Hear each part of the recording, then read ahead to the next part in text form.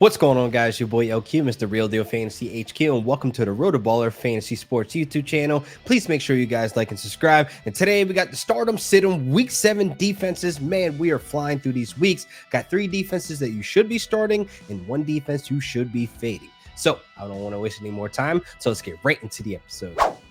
Wow, week 7, we are here already, but we got 6 teams on bye this week. So there's 4 out of the 6 teams that were weekly starters in the defensive spot. So I'm here to help you out with some other options that you can slide right in. And first up, I want to start in Jacksonville, man. We got the Jags versus the Saints this week. This is a great matchup for the Jags, and especially if you're streaming defenses, they might still be available to you on the wire. But going up against this Saints team who are 28th in offensive points per game right now, which is terrible. So there's not much of a threat for this team to be putting up points on the Jags. And mind you, the Jags are first in takeaways in the NFL right now with 15. They had 9 takeaways in the last 3 games. So this defense has been playing at a high level, been able to get after the quarterback as well. And this Saints offense, there's nothing to brag about. They're allowing the 3rd most sacks in the NFL right now. So this O-line is a little beat up. So I'm not too worried about this Saints offense going out there putting points on the board, because they've only scored more than 20 points once this season. That was against a beat up Patriots team. So I do not rely on the Saints this week putting up a whole bunch of points on the Jags.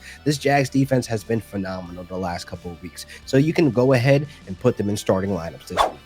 Next up, you got the Seahawks versus the Cardinals. This is such a great matchup for the Seahawks. This is my smash play this week because we saw the Cardinals offense last week go against the Rams, and they also were a start for me last week. But I like this matchup just based on how this offense has been struggling the last couple of weeks. They lost James Conner, they're on IR, so the run game isn't that great. But you're looking at the Seahawks, who are allowing the 5th fewest rushing yards per game this season, so they're good on that front. But most importantly, this Seahawks defense have been getting after the quarterback, and you got to understand, they're tied 2nd in sacks with 19 since week 2. So they've been getting after this quarterback at a high level. So this is where the points are going to come from, where they're going to be creating turnovers, they're getting pressure, sacks. This is what we love in defenses, and this is my smash play this week, going against a struggling Cardinals offense. And if you're looking at this Seahawks defense, they have allowed 15 points per game since week 3. They've allowed less than 200 passing yards in the last 2 games as well. So they've been going under the radar as a defense that can be slid into the starting lineups. They can give you some points or maintain the points. So this is a great matchup this week that you should be smashing them as a must start this week in starting lineups. Next up, this is my roll the dice play this week. It's the Packers versus the Denver Broncos. Packers coming off of a bye, so they're fresh, they're ready to go, but they're going against this Broncos offense who's full of chaos and disconnect. But man, I really like how this Packers defense have been holding quarterbacks in check. 4 of their last 5 games, they had quarterbacks held to less than 200 passing yards. So that's something that I just want to have on notion, because we're looking at Russell Wilson and his Broncos offense, and we see how disoriented it is. But this Broncos offense is only averaging 200 passing yards per game. So not a lot going on, not much of a threat this week going on. You got a top 10 defense that are allowing the fewest passing yards per game in the Packers. So I think they can keep Russell Wilson in check. They're also the 4th highest blitz rate defense in the NFL right now. So I expect them to try to blitz and keep on blitzing and get this offense off the wagon and kind of rattle this offense to where Russell Wilson won't be much of a threat this game. Now, the Packers do allow somewhat of a decent amount of rushing yards per game. So the Broncos somewhat have a rushing game,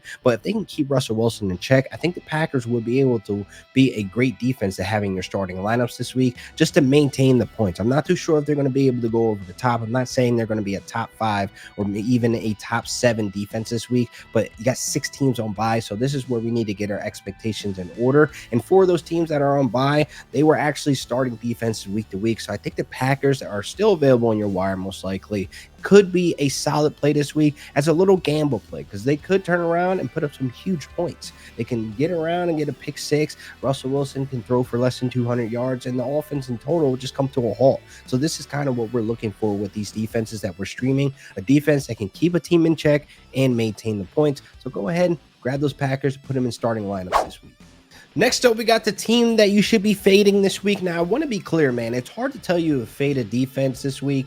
It's more so to get your expectations in order with this defense because, again, you got 6 teams on bye, and 4 of them are relevant for defenses that you're putting in starting lineups. So it could be rough out here in the streets. And also, you still got those league mates that are holding 2 defenses. I don't know why they're doing that. I'm in a couple of leagues that are doing that, and it's very annoying. But, man, I'm telling you to fade the Chiefs this week. Going against the Chargers, division game, they play each other twice a year, so they're very familiar with each other. And then in the past, since 2020, this team going up against the Chargers have struggled to stop them. But I do want to make it clear, this Chiefs defense have been playing like a top 5 defense all season long. So this is why they're on this list to fade this week because, man, the Chargers, they're also a top 5 offense in multiple categories and scoring, total yards, whatever you want to name it. They are them this year. They are a top 5 offense going against a defense who are top 5 in multiple categories as well. But what's throwing me off is this division game and what's happened in the past. Got Justin Herbert playing out of his mind. In each of those matchups since 2021, the Chargers have been able to put up 350 total yards on them with a couple of touchdowns. So you can look at this matchup as a clear fade for me for the Chiefs, or be a guy that gets your expectations in order and understand they might hurt you rather than help you in starting lineups. So the Chiefs, I will be looking to pivot outside of this Chargers matchup if you could possibly. Maybe some of the options that I named earlier in this video could help you out to kind of swap them out, because I know it's kind of hard sitting a top 5 defense that's been playing on a high level, getting at their quarterback, turnovers, etc., etc. They've been giving you the points, but this week, I really think this is where the defense will face its toughest battle since week 1 when they lost to the Lions, because they've been kind of skating the last couple of weeks with mid-tier quarterbacks and, you know, offenses that have been struggling, have their own injuries and stuff like that. But facing the Chargers offense that's kind of been playing on a high level consistently all through the season. So I'll be looking to kind of pivot from the Chiefs this week, get another defense in there.